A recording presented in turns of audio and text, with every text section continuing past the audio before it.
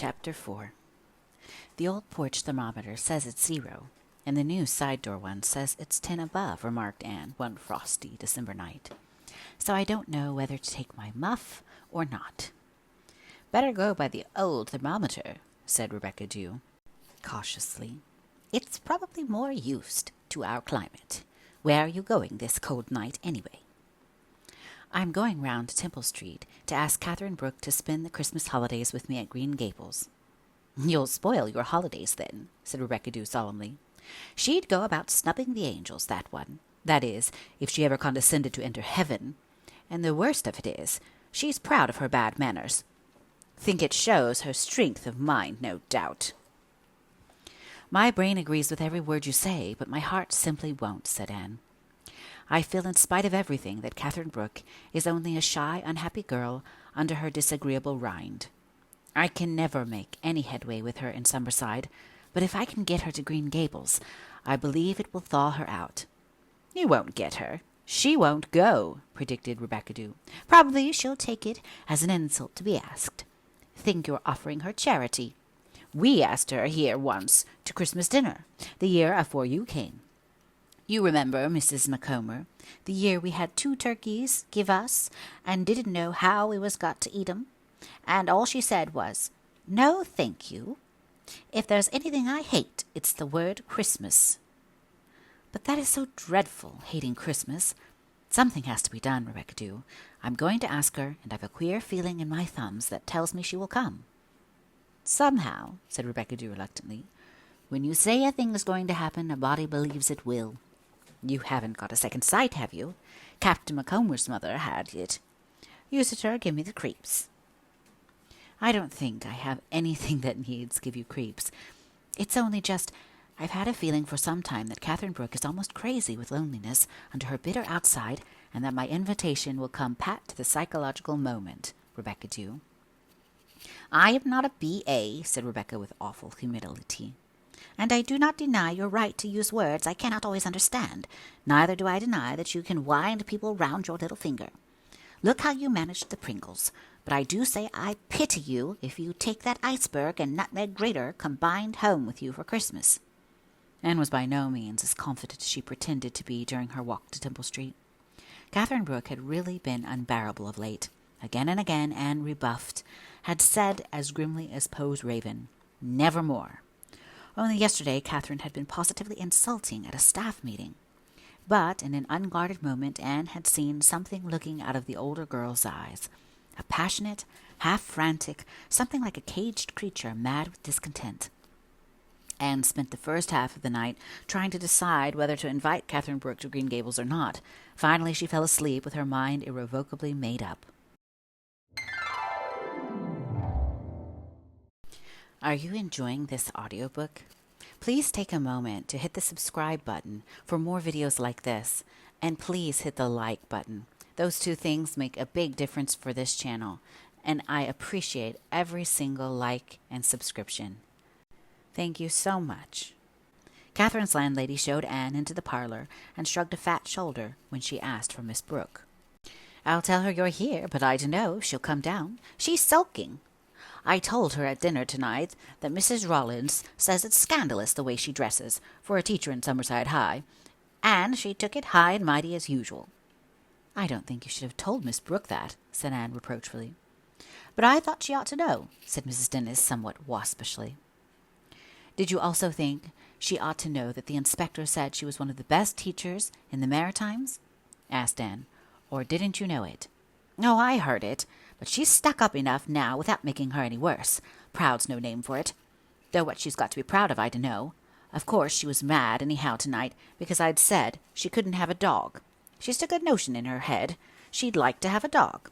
Said she'd pay for his rations and see he was no bother. But what did I do with him when she was in school? I put my foot down. I'm boarding no dogs, says I. Oh, Mrs. Dennis, won't you let her have a dog? He wouldn't bother you much.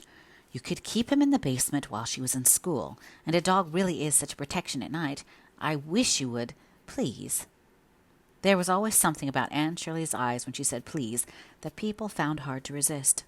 Mrs. Dennis, in spite of fat shoulders and a meddlesome tongue, was not unkind at heart. Catherine Brooke simply got under her skin at times with her ungracious ways. I don't know why you should worry as to her having a dog or not. I didn't know you were such friends. She hasn't any friends. I never had such an unsociable boarder. I think that is why she wants a dog, Mrs. Dennis. None of us can live without some kind of companionship. Well, it's the first human thing I've noticed about her, said Mrs. Dennis. I don't know as I have any awful objection to a dog, but she sort of vexed me with her sarcastic way of asking. I suppose you wouldn't consent if I asked you if I might have a dog, Mrs. Dennis, she says, haughty-like. Set her up with it. You're supposing right, says I, as haughty as herself. I don't like eating my words any more than most people, but you can tell her she can have a dog if she'll guarantee he won't misbehave in the parlor. Anne did not think the parlor would be much worse if the dog did misbehave. She eyed the dingy lace curtains and the hideous purple roses on the carpet with a shiver. I'm sorry for anyone who has to spend Christmas in a boarding house like this, she thought. I don't wonder Catherine hates the word. I'd like to give this place a good airing. It smells of 1,000 meals. Why does Catherine go on boarding here when she has a good salary? She says you can come up, was the message Mrs. Dennis brought back rather dubiously, for Miss Brooke had run true to form. The narrow, steep step was repellent. It didn't want to. Nobody would go up who didn't have to. The linoleum in the hall was worn to shreds.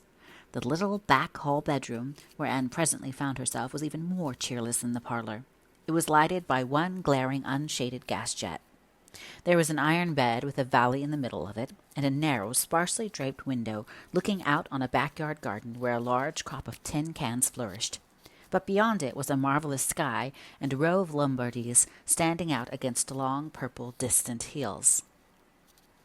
"Oh, Miss Brooke, look at that sunset," said Anne rapturously from the squeaky, cushionless rocker to which Catherine had ungraciously pointed her. "I've seen a good many sunsets," said the latter coldly without moving. "Condescending to me with your sunsets," she thought bitterly. "You haven't seen this one. No two sunsets are alike. Just sit down here and let it sink into our souls," said Anne. Thought Anne, "Do you ever say anything pleasant?" "Don't be ridiculous, please." The most insulting words in the world, with an added edge of insult in Catherine's contemptuous tones. Anne turned from her sunset and looked at Catherine, much more than half inclined to get up and walk out, but Catherine's eyes looked a trifle strange. Had she been crying? Surely not. You couldn't imagine Catherine Brooke crying. "You don't make me feel very welcome," Anne said slowly. "I can't pretend things. I haven't your notable gift for doing the Queen act, saying exactly the right thing to everyone. You're not welcome. What sort of room is this to welcome anyone to?" Catherine made a scornful gesture at the faded walls, the shabby bare chairs, and the wobbly dressing table with its petticoat of limp muslin. "It isn't a nice room, but why do you stay here if you don't like it?" "Oh, why? You wouldn't understand. It doesn't matter. I don't care what anybody thinks. What brought you here tonight? I don't suppose you came just to soak in the sunset." "I came to ask if you would spend the Christmas holidays with me at Green Gables." Now, thought Anne, for another broadside of sarcasm. I do wish she'd sit down at least. She just stands there as if waiting for me to go. But there was a silence for a moment. Then Catherine said slowly, "Why do you ask me? It isn't because you like me. Even you couldn't pretend that." "It's because I can't bear to think of any human being spending Christmas in a place like this," said Anne candidly. The sarcasm came then. "Oh, I see. A seasonable outburst of charity. I'm hardly a candidate for that yet, Miss Shirley." Anne got up. She was out of patience with this strange, aloof creature. She walked across the room and looked Catherine squarely in the eye. "Catherine Brooke, whether you know it or not, what you want is a good spanking." They gazed at each other for a moment. "It must have relieved you to say that," said Catherine, but somehow the insulting tone had gone out of her voice. There was even a faint twitch at the corner of her mouth. "It has," said Anne. "I've been wanting to tell you just that for some time. I didn't ask you to Green Gables out of charity. You know that perfectly well. I told you my true reason. Nobody ought to spend Christmas here. The very idea is indecent. You asked me to Green Gables just because you are sorry for me." "I am sorry for you, because you've shut out life, and now life is shutting you out. Stop it, Catherine. Open your doors to life, and life will come in. The Anne Shirley version of the old bromide.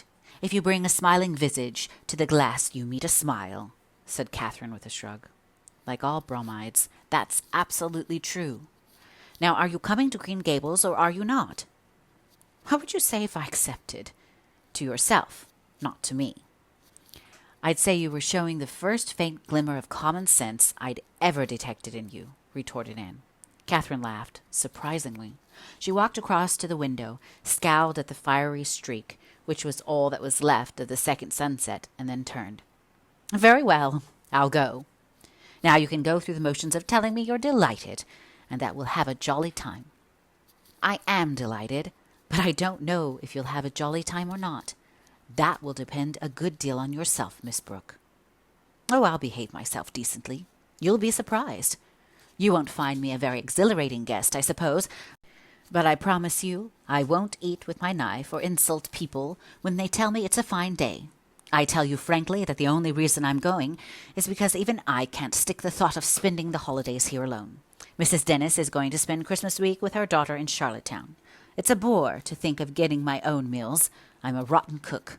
So much for the triumph of matter over mind. But will you give me your word of honor that you won't wish me a Merry Christmas? I just don't want to be merry at Christmas. I won't, but I can't answer for the twins. I'm not going to ask you to sit down here. You'd freeze. But I see that there's a very fine moon in place of your sunset, and I'll walk home with you and help you admire it if you like. I do like, said Anne, but I want to impress on your mind that we have much finer moons in Avonlea. So she's going, said Rebecca Dew as she filled Anne's hot water bottle.